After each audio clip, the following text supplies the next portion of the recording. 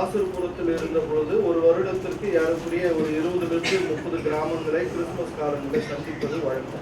దాసరపురం గురుమండలంలో నేను ఉన్నప్పుడు ఈ క్రిస్మస్ సీజన్ లో దాదాపు 20 నుంచి 30 గ్రామాల్లో ఈ క్రిస్మస్ సీజన్ లో నేను దర్శించడం అనేటువంటిది ఆనవాయితీ.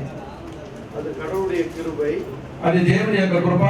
அதே போன்றுதான் இப்பொழுதும் இந்த பகுதியில అదే విధంగా ఈ సమయంలో కూడా ఈ ప్రాంతంలో అరుமையான డిఎస్ఐ அவருடைய குடும்பம், ప్రియమైనటువంటి రెవరెండ్ డిఎస్ఐ గారి యొక్క కుటుంబము நம்முடைய மத்திய வட்டாரத்துல 73க்கு மேல குருசேகரங்கள் உள்ளன. చేతులు పెట్టి మనం అభినందిద్దాం. ఈ సెంట్రల్ ఏరియాలో దాదాపు 73 ఆలయాలు వారు కట్టి ఉన్నారు. 73 గురుమండలాల్లో இந்த எல்லா குருசேகரங்களிலும் ஏதோ ஒரு திருச்சபை கணிசம் தெரிஞ்சு ஒரு 20 30 குருசேகரங்கள் ஒரு 30 குருசேகரங்களிலே அவர்கள் ஆலயங்களை கட்டியிருக்கிறார்கள் அல்லது உதவிகளை మన్నించాలి. మన యొక్క సెంట్రల్ ఏరియాలో దాదాపు 73 గురుమండలాలు ఉన్నాయి.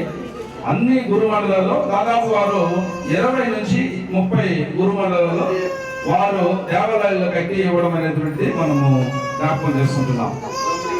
பேராயம் 4 வட்டாரங்களை கொண்டது. మన యొక్క అధ్యక్ష ఖండము 4 ఏరియా అనుబంధం కలిగి ఉన్నటువంటి మద్రాసు பின்தங்கிய ஒரு பகுதி இந்த மத்திய வட்டாரம். అందులో చాలా వెనకబడినటువంటి ప్రాంతము ఏరియా ఏంటంటే మన యొక్క సెంట్రల్ ఏరియా. இந்த பகுதியில மற்ற வட்டாரங்களை காட்டிலும் இந்த வட்டாரத்துக்கு அருமையான குடும்பத்தார் அதிகமாக தாராளமாக அவர்கள் கொடுத்து வருகிறார்கள், உதவி செய்து வருகிறார்கள். మిగతా ఏరియాలన్నిటికన్నా కూడా ఈ సెంట్రల్ ఏరియా ప్రాంతంలోనే మన యొక్క డిఎస్ కుటుంబం వారు మనకు అధిక శాతము ఈ పేదలకు సంఘాల్లో వారు పరిచయం చేస్తూ వస్తుంటున్నారు. இன்னும் சொல்ல போனால் இந்த ஆந்திரா பகுதியில இருக்கின்ற திருச்சபையிலிருந்து எந்த ஆயர் வந்து கேட்டாலும் அவர்களுக்கு உதவிகளை செய்கிறார்கள். ఇంకా మనము చెప్పాలంటే ఈ ఆంధ్ర ప్రాంతంలో పరిచయం చేస్తున్నటువంటి గురువులు వెళ్ళి అయ్యగారిని సందర్శించి ఏమైనా సహాయం అడిగినప్పుడు వారు ఇంకా దాతృత్వంతో వారికి సహాయం చేసినటువంటి వారుగా ఉంటున్నారు. ஏன் என்று சொன்னால் நம்முடைய పగుదిలో இருக்கின்ற மக்களுடைய பொருளாதார நிலை அவர்களுக்கு தெரியும். ఎందుకనగా ఈ ప్రాంతంలో ఉన్నటువంటి ఆర్థిక పరిస్థితులు వారు చక్కగా ఎరిగినటువంటి వారు. நம்முடைய பேராயத்திலிருந்து பெரிய கல்விக்கூடங்கள் நம்முடைய பகுதியில இல்லை. మన యొక్క అధ్యక్ష మండలంలో చాలా స్కూల్స్ కళాశాలలు ఉన్నాయి, కానీ మన ప్రాంతంలో అది తక్కువ శాతంలో మనం చూస్తుంటున్నాం. లేదు, அந்த வகையில நம்முடைய மக்கள் பின்தங்கிதான் இருக்கிறார். ఆ విధంగా మన యొక్క పిల్లలు మన యొక్క ప్రజలు కూడా వెనుకబడినటువంటి వారుగా మనం చూస్తుంటున్నాం. அந்த சூழல் எல்லாம் அறிந்து கொண்டுதான் ஐயா அவர்கள் தாராளமாக அதிகமாக மற்ற ஏரியாவிலை காட்டிலும் இந்த பகுதியில சொல்ல போனா இந்த ஆந்திரா பகுதியில ஏறக்குறைய 14 17 குருசேகரங்கள் இருக்கும். இந்த குருசேகரங்களை கம்பல்சரி ஒரு చర్చ కట్టి கொடுத்திருக்கிறார். అందువల్లనే మరి దాన్ని ఉద్దేశించేవారు ఈ ఆంధ్ర ప్రాంతంలో దాదాపు 17-18 గురుమండలాలు ఉన్నాయి. వాటిని దృష్టి పెట్టుకొని వారు ఎంతో చక్కగా ఆ ప్రాంతాల్లో వారు దేవాలయాల్లో కట్టి ఉదవి చేయవారు. చాలా మంది మనం చూస్తున్నాం, కొంతమంది ఈ క్రిస్మస్ సీజన్ లో సహాయం చేస్తారు. ஐயா அவர்கள் எப்பவுமே அவர் வந்தாவே கிறிஸ்மஸ் தான். అయ్యా వచ్చినట్లయితే, అయ్యగారు వచ్చినట్లయితే ఎప్పుడు మనకు క్రిస్మస్. అయ్యగారు వచ్చినట్లంతా మనకు క్రిస్మస్. ஐயாவோடு நான் 15 ஆண்டுகளுக்கு மேலாக பயணித்துக் கொண்டிருக்கிறேன். అయ్యగారితో నేను 15 సంవత్సరాలుగా నేను ప్రయాణం చేస్తుంటాను ఈ పరిచర్యలో.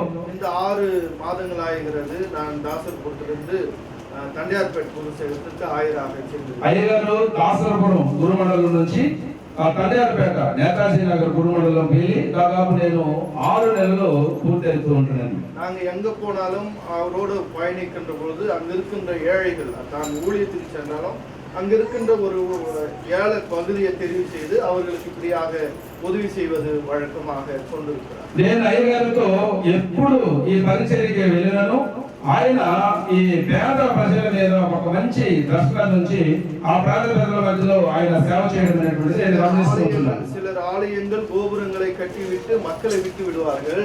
చాలా మంది మనం చూస్తున్నాము, దేవాలయాలు కట్టి ఈ గోపురాలు కట్టి ప్రజలను విడిచిపెట్టి వెళ్ళిపోయినటువంటి వాళ్ళు ఉంటున్నారు. அருமையான ஐயா அவர்களுடைய ஊழியங்களில் முதலாவது ఏழைகளுக்கான திருப்பணிதை அதற்கு பிற்பாடுதான் ஆலయం என்கிற சிந்தனையோடு. కానీ అయ్యగారి యొక్క ముఖ్య ఉద్దేశం ఏంటంటే మొట్టమొదటిగా పేద ప్రజలు, దాని తర్వాతనే దేవాలయము పరిచర్య. ஆகவே அருமையான ஐயா அவர்களுக்கு நல்ல சுகத்தையும் பலனையும் ஆற்றலையும் தர வேண்டும் என்று நீங்கள் ஒவ்வொரு நாளும் ஜெபிக்க உங்களை அன்போடு நான் கேட்கிறேன். కాబట్టి ప్రియులారా, మరి అయ్యగారికి మంచి ఆరోగ్యమును దేవుడు ప్రసాదించులాగన, ఆయనకి మంచి శక్తిని బలమును దేవుడు అనుగ్రహించులాగన మీరు ప్రతిదినము మీ ప్రార్థనలో ప్రార్థించవలసిందిగా నేను మిమ్మల్ని కోరి ప్రార్థిస్తున్నాను. மிகவும் எளிமையானவர், చాలా సౌమ్యులు, உண்மையோடு தன் திருப்பணியை செய்கிறவர்கள், నిజమైన మరి నిజమైనటువంటి యథార్థంగా తన యొక్క పరిచయం చేసేటటువంటి వారు. நாங்கள் ஊதியத்திற்காக ஊழியம் செய்கிறோம். మేము జీతం కొరకు సేవ చేస్తున్నాం. ఏదో అధికமான శాలరీ நினைச்சுக்காதீங்க. మాకేదో పెద్ద ఎక్కువ మోతాదులో జీతం వస్తుంది అనుకోవద్దండి. ஆனாலும் நாங்கள் ஊதியத்திற்கு பணியாற்றுகிறோம். అయితే మేము జీతములకు పాత్రలుగా మేము పరిచయం చేస్తున్నాం. ஆனால் அவர்கள் அப்படி அல்ல.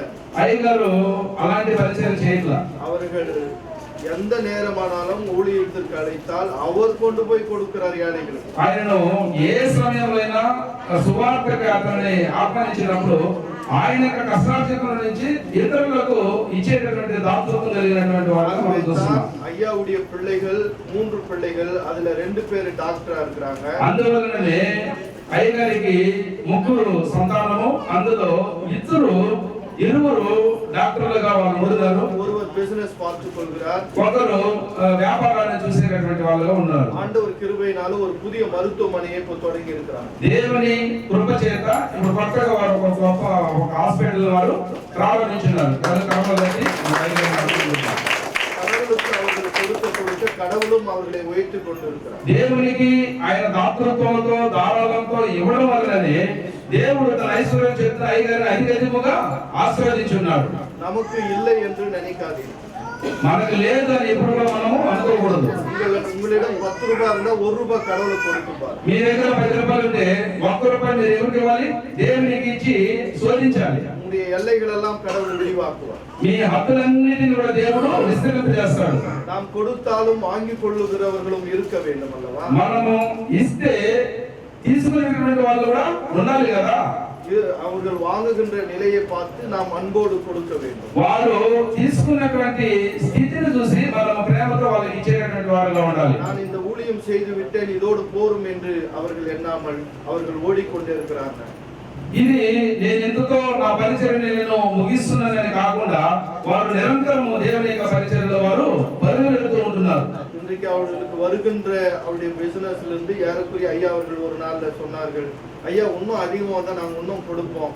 ஏறக்குறைய அவர்கள் ஒரு 10, 20, 30 விழுக்காடுகளை தாண்டி இன்னும் அதிகமாக கொடுத்து கொண்டிருக்கிறார்கள். இறைவன் அவர்களுக்கு நல்ல சுகமான வளமான ஆரோக்கியத்தை தர வேண்டும், குடும்பத்தை ஆசீர்வதிக்க வேண்டும், இன்னும் அவருடைய பிசினஸ் வளர வேண்டும் என்று தொடர்ந்து ஜெபித்துக் கொள்ளுங்கள். ప్రియులారా, వారికి వచ్చినటువంటి ఆదాయంలో ఎక్కువ శాతము ఈ పరిచర్యలో వారు ఉపయోగిస్తున్నట్లుగా మనము చూస్తుంటున్నాం. కాబట్టి ప్రియులారా, ఇంకా వారు గొప్ప పటిష్టమైనటువంటి పరిచర్యను చేయలాగా అతని ఆరోగ్యం కొరకు, అతని యొక్క ప్రయాణం కొరకు, మరి ఆయుష్ కొరకు మీరందరూ కూడా ప్రార్థించవలసిందిగా నేను మనం చేస్తుంటున్నాను. அறுவடை மிகுதியாலோ இல்லை, அன்பரின் கதறல் கேட்டு